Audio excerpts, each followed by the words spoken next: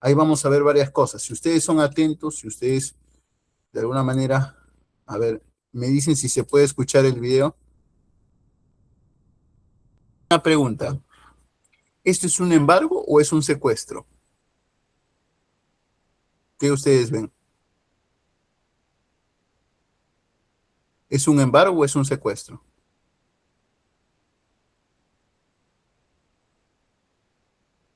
Chicos, ¿es un embargo en un secuestro? ¿Es un embargo en forma de depósito? ¿Es un secuestro? ¿Cuáles son las diferencias?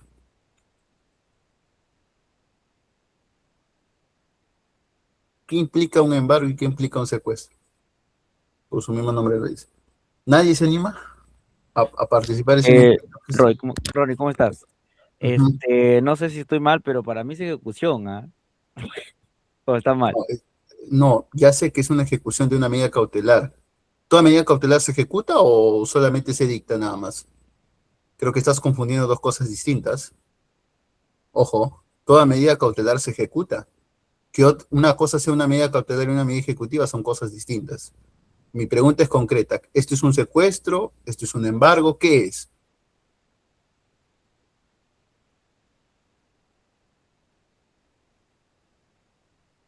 Estoy hablando dentro del plano de las medidas cautelares.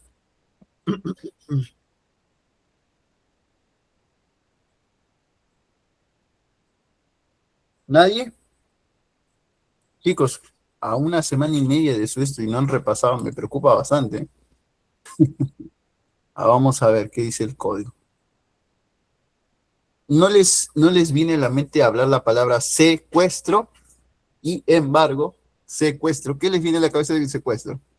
Cuando alguien agarra algo y hay un desapoderamiento físico, como se dice, ¿no? Sería un secuestro Ya, muy bien. porque se están llevando ¿Qué el bien en implica el cambio secuestro? ¿Y qué implica el el embargo? secuestro. Dime, Creo que el secuestro ¿ya? se llevan, digamos, o quitan, digamos, la Hay un posesión a, desapoderamiento. ¿Se quita de... ¿A quién se le quita? ¿Al deudor o al acreedor? no, al deudor. Al deudor, correcto. Me encanta. ¿Ya? ¿Y sería un secuestro a secas o es un tipo de secuestro? ¿Qué tipo de secuestro sería? Un secuestro vehicular, ¿sí o no? Sobre Sí, el objeto sería un secuestro vehicular. claro. Sobre el objeto que se está afectando sería un secuestro vehicular. La pregunta es, en este caso concreto, y ahorita lo vamos a ver, Patricia, creo que, ¿qué está en litigio? ¿Está en litigio la titularidad? Esa es la pregunta que vamos a resolver después de la siguiente escena. ¿Qué está en litigio? ¿Quién es el titular del carro o que ese carro es un medio para pagar lo que debe Patricia? A ver, vamos a ver en la siguiente imagen. ¿Ya?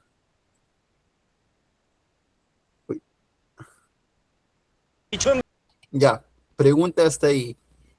¿Qué tipo de embargo es? Sabemos que sobre el objeto es un secuestro vehicular, pero ¿qué se está discutiendo? ¿La titularidad del bien o de alguna manera eh, la titularidad del bien o un derecho de crédito? Un derecho de crédito. Un derecho de crédito. No está en cuestionamiento, no está en cuestionamiento, ¿no? El derecho de, por así decirlo, un derecho de crédito, ¿no? Un derecho, perdón, no está en cuestionamiento ¿cómo se llama? La titularidad del bien. Ahora, sabemos entonces que esto no sería un secuestro judicial, sino sería un secuestro conservativo, ¿correcto?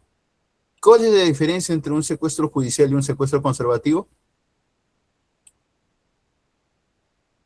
¿Cuál es la diferencia entre un secuestro judicial y un secuestro judicial y conservativo? Ojo,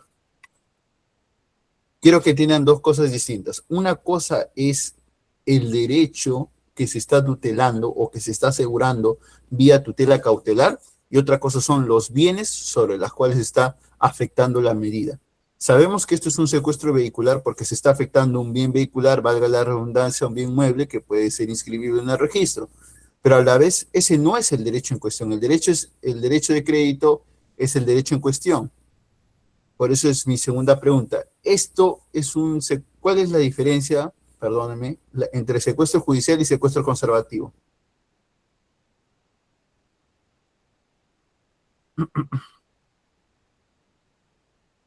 ¿Cuál es la diferencia entre secuestro judicial y secuestro conservativo? Judicial y conservativo.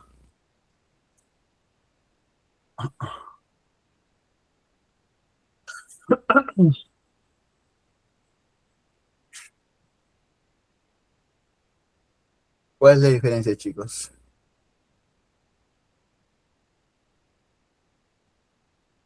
¿Alguno sabe? Y eso puede decir, eso sí, ya spoileo, puede ser una pregunta. Y si no la saben, pues me preocupa mucho. ¿Qué es un secuestro judicial y un secuestro conservativo? Creo que el judicial es más que todo sobre el bien que está en litigio y el conservativo es ya puede creo aplicar a otros tipos de bienes, no nada más un único bien. ¿Cómo? ¿Cómo dijiste el Ah, último? creo que al menos el conservativo puede afectar a cualquier otro bien. Bueno, no estoy muy segura, la verdad. Claro. ¿Ya? ¿Y el judicial qué sería? Cuando está en disputa, ¿qué? Solamente el bien que está, La digamos, titularidad, en ¿no? litigio. La Ajá. titularidad, sea una titular o un derecho. Ahora, mi segunda pregunta, para que ustedes puedan tener en cuenta. En un secuestro conservativo, el bien que se está afectando es un medio para un fin. ¿Por qué es un medio para un fin? Porque el bien vehicular va a responder al fin derecho de crédito. Se va a rematar este carro, se venderá, se rematará, se liquidará y se pagará el fin derecho de crédito. En cambio, no, el secuestro judicial, valga la redundancia, está en cuestionamiento la titularidad, sea real, un derecho de propiedad o hasta inclusive un mejor derecho de posesión sobre un bien. Y se puede afectar en secuestro para efectos de alguna manera preservar, ¿no? Pero no es que el secuestro judicial, valga la redundancia, sea un medio para un fin, sino es un fin en sí mismo para efectos de preservar este bien que está en cuestionamiento su titularidad. No sé si me dejó entender. Lo que acabo de decir está tal y cual como está en el código. No estoy inventando nada nuevo, ni estoy diciendo cosas y todo lo que estoy mencionando es una posible pregunta. Tienen que tener muy claro la diferencia, porque así van a venir casos. ¿No? Dice, secuestro, 643. Cuando el proceso tiene la finalidad concreta por la dilucidación del derecho de propiedad o posesión sobre determinado bien, la medida puede afectarse con el carácter de secuestro judicial, con desposesión de su tenedor y entrega a un custodio designado por el juez. Cuando la medida tiende a asegurar la obligación de pago, derecho de crédito, contenida en un título ejecutivo dentro del judicial o extrajudicial, puede recaer en cualquier bien de luego con el carácter de secuestro conservativo, también con disposición y entrega al custodio. Bien, entonces vamos a darnos cuenta de que ahí mismo el Código Procesal Civil está definiendo, de alguna manera, definiendo la institución del secuestro conservativo y el secuestro judicial. Y como verán, les he dicho, este es un caso que aunque parezca de Betty la Fea, pero tiene, de alguna manera, tiene realidad aplicativa. Vamos a ver ya la parte final de este video para poder entender otras instituciones. A ver. El segundo, ustedes no se pueden... ¿Y bajo qué argumentos? Y acá recuerden algo, con una medida cautelar se ejecuta el afectado con esa medida cautelar, ¿qué puede hacer? Se puede oponer, ¿no? Se puede oponer, si bien ese todo se le corre, en ese acto se le notifica del acto procesal, porque toda medida cautelar, recuerden que se dicta previo a su concesión oyendo la otra parte, o se dicta inaudita altera parte, sin oír a la otra parte. Inaudita altera parte. Pregunta, eso que le dice, ya se opuso Patricia Fernández, pero ahí el que está ejecutando la medida, ¿no? En este caso que es el representante del banco, y qué raro que no esté el Poder Judicial o quien representa el Poder Judicial de Colombia, ¿no? Le dice que sí puede detener la diligencia siempre y cuando le presente en ese momento 5 millones de pesos, que creo que era el valor de la deuda, y o además, ¿no? Un cheque de gerencia. Mi pregunta es, eso que está indicando el abogado de la parte demandante o de la parte acreedora, ¿eso es factible en nuestro ordenamiento jurídico? ¿Ustedes creen que esta situación que está planteando que básicamente sería ¿qué? ¿Un cambio de medida cautelar o más allá un cambio del objeto de afectación. ¿Se está variando el objeto de afectación? ¿Sí o no? Hasta el momento, a ver chicos, ¿se está variando? Lo que está proponiendo el abogado es variar el objeto de afectación, ¿sí o no? El objeto de afectación. Sí, está variando el objeto de afectación porque antes era, bueno, De, era un bien de, mueble y ahora está siendo un bien, también es claro, mueble, también sería un bien pero es mueble, pero monetario. sería líquido, dinero Sí, es líquido, ¿no? líquido. Exactamente. No, ¿qué es lo que importa? En realidad, en una creencia importa dinero líquido para cobrar de manera inmediata el crédito, ¿no? Porque rematar un bien también implica gastos, costo, tiempo, pericia, ¿no? Mi pregunta es, bien, entonces todos coincidimos hasta este momento en que se está proponiendo la variación del objeto de afectación, pero eso no sería también a su vez variar la resolución cautelar de secuestro vehicular, ¿sí o no? Consideraríamos que sí. ¿Por qué? Porque prácticamente se está otorgando se está variando no solamente en el bien, sino también hasta en la forma misma. Pero mi pregunta es, ¿ustedes creen que esto que plantea este abogado en el derecho colombiano puede ser factible en el derecho peruano? ¿Ustedes qué creen? ¿Sí o no? Hablando legalmente, ¿no se les viene alguna figura de las modalidades de sustitución, variación, caducidad, levantamiento de la medida?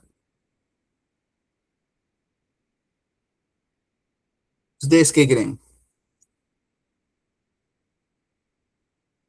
¿Hay o no hay de lo que han estudiado? A ver, para ¿Puedes no repetir la dilatar. pregunta? Dime. ¿Puedes repetir la pregunta?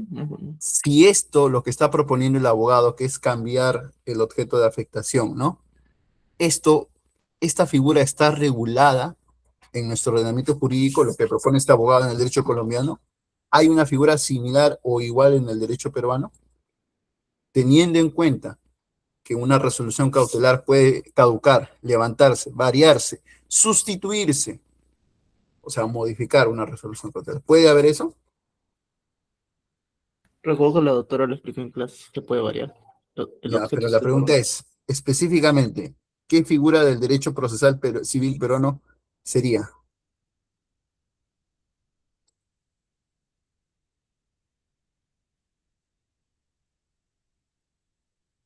A ver, vamos al 617. ¿Qué dice acá? Perdón, 625 es. Creo que era flexibilidad de la medida cautelar. Creo que era eso. ¿La figura? Flexibilidad de la medida cautelar. No. O sea, toda medida puede modificarse, eso es cierto. Sustitución de la medida. ¿Qué dice acá? A ver, el que lee, el que está hablando, a ver, ¿puedes leerlo, por favor? Artículo 628. Artículo 628.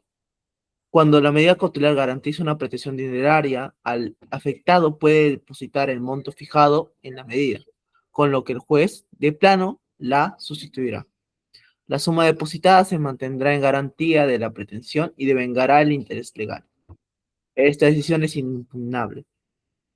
También procede la sustitución de la medida cuando el afectado ofrezca garantía suficiente a criterio del juez, quien resolverá previo traslado al peticionante por 3 días.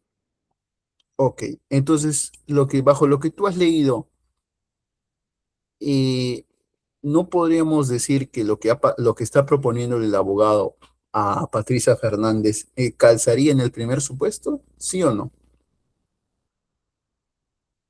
¿Qué opinas?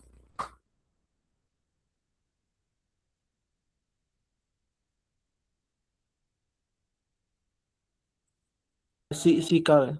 Entre el primer supuesto, sí. Calzaría, ¿no? Porque prácticamente el abogado le dice, usted me debe 5 millones de pesos. Si usted ahorita me da 5 millones o me presenta un cheque de gerencia, yo mismo me quedo con eso y ya no le afecto su vehículo. Eso es lo que le dijo, ¿sí o no? Correcto. Entonces, yo les pregunto, pero hay que hacer otra anotación. Esta sustitución de la medida, como su mismo nombre lo dice, el fin es un derecho de crédito. La pregunta es, eh, a lo que voy o concretamente es que este tipo de medida solo opera cuando se garantiza, valga la redundancia, una pretensión dineraria, o sea, es un derecho de crédito. no en otro tipo de situaciones. ¿Ya? A ver, ya para terminar con el ejemplo, hasta que haya alguna duda o consulta, nunca se olviden que la sustitución es una modalidad de cambio o modalidad en la cual la resolución cautelar puede afectar, pero aquí, ¿qué está cambiando? ¿La medida o el objeto de afectación? ¿Qué se está cambiando? El objeto de afectación. El objeto de afectación, que ya no va a ser el carro, sino va a ser dinero líquido, dinero líquido.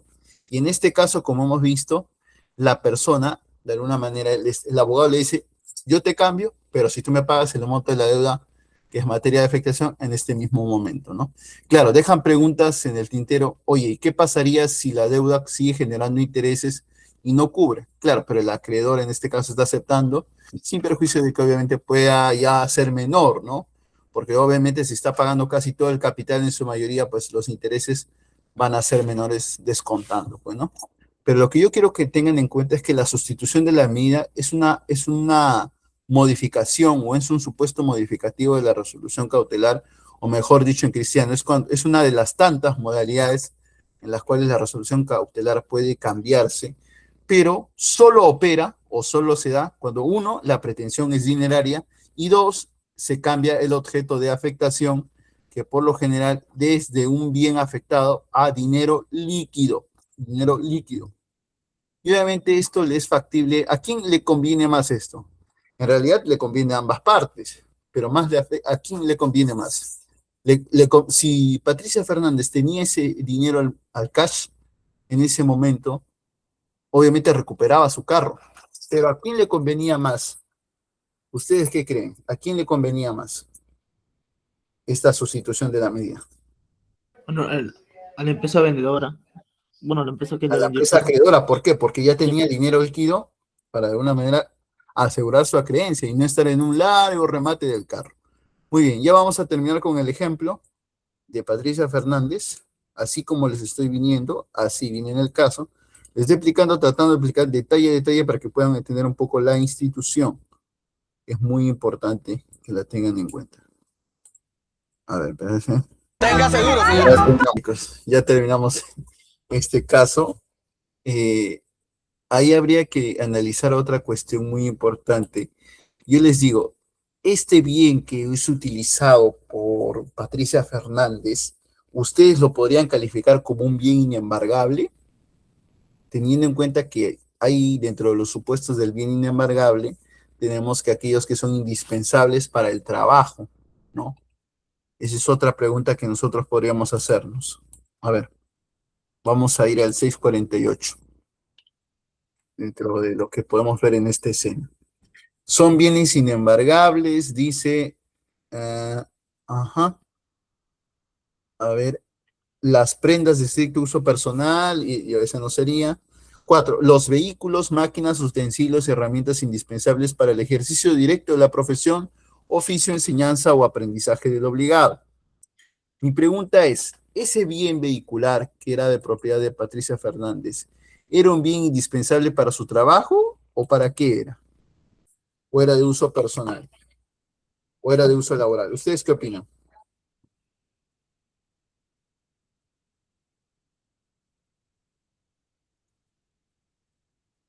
¿Qué opinan, chicos? No era un bien indispensable para su trabajo. Ya. ¿Qué pasaba si Patricia Fernández era taxista? ¿O era un motorizado porque ustedes saben que en los despachos a veces hay motorizados que reparten, ¿no? Diligencias a los juzgados. ¿Qué pasaba si era un motorizado? Si ella era, o en el caso, imaginémonos que a Freddy se le embargue su moto. Yo qué les pregunto. ¿En ese caso podría alegarse que sea un bien inembargable? ¿Qué opinan? ¿Qué opinan, chicos? Sí se podría alegar. Por ser su Claro, única fuente de ingresos también. claro. Obviamente en ese tipo de supuestos sí podríamos decir que sí, ¿no? Que es un bien inembargable porque de alguna manera presta para un servicio laboral, para su dignidad en este caso. Pero obviamente siempre y cuando ella hubiera sido un motorizado, obviamente hubiera sido una taxista. Un taxista podría alegar eso, por ejemplo, ahora los taxistas de Uber, se le podría embargar su bien, se le podría embargar su bien vehicular. No, no, no se le podría embargar. Sí es claro, siempre y cuando sea suyo, ¿no? Siempre y cuando sea, no se le podría embargar, ¿no? ¿Por qué no se le podría embargar? ¿Ustedes qué creen? Porque obviamente forma parte, de alguna manera forma parte de un utensilio para su trabajo diario. Pero yo les pregunto, ¿qué pasaría si ustedes son abogados, ¿no? A ver, yo les pregunto, ¿qué pasa si ustedes ya son abogados? No sé si me dejo entender, y en sus ratos libres, no están obligados, en sus ratos libres taxean, porque quieren ganar un dinero adicional. Ese carro, en usos libres, lo utilizan como taxistas, pero su obligación, de alguna manera, su principal fuente de ingreso es ser abogados, pero les gusta taxear, ¿no? Porque en algún momento también taxearon, pero ahora tienen una deuda. Mi pregunta es, ¿ustedes creen que ese bien vehicular podría ser embargable, aún así sabiendo de que tiene dos chambas el sujeto? ¿Ustedes qué creen? ¿Cómo podrían ponerse en esa situación como ustedes como abogados para recuperar la deuda? ¿Qué podría? El pata dice, no, yo taxeo. ¿Qué tendrían que acreditar ustedes para decir? ¿Podría o no podría? ¿Qué podría alegarse? ¿Ustedes qué piensan? ¿Qué podrían pensar? ¿Ah?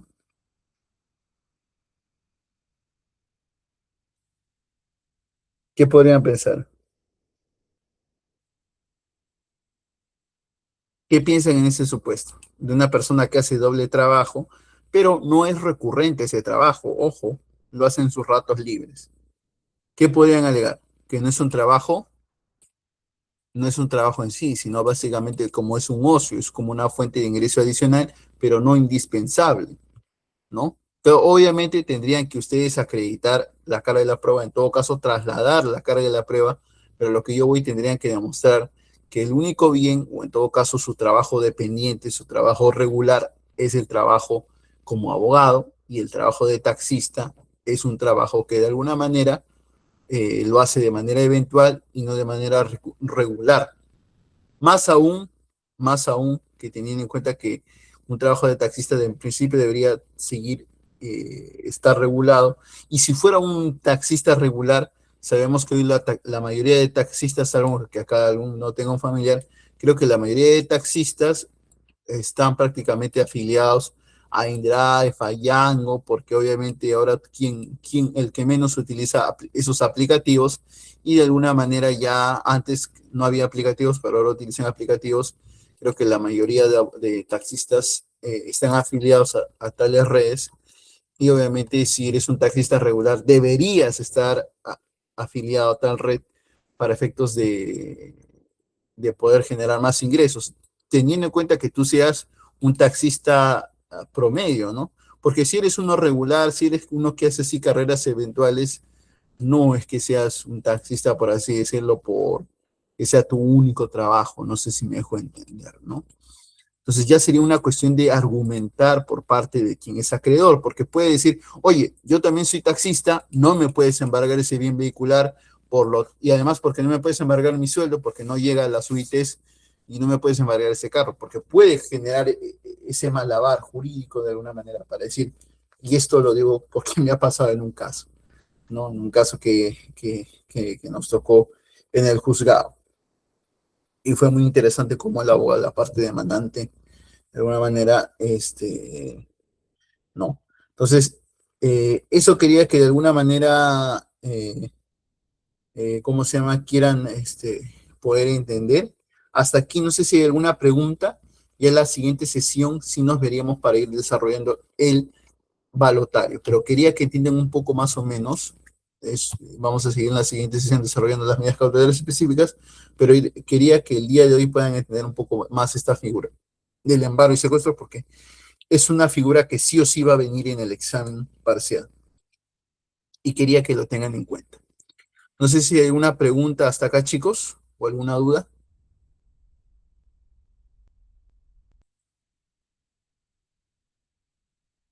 Bueno, si no hay ninguna pregunta, alguna duda, les agradezco bastante por quedarse hasta esta hora. De verdad, les agradezco bastante. Y ya la siguiente sesión estaremos de alguna manera, ¿cómo se llama? Estaremos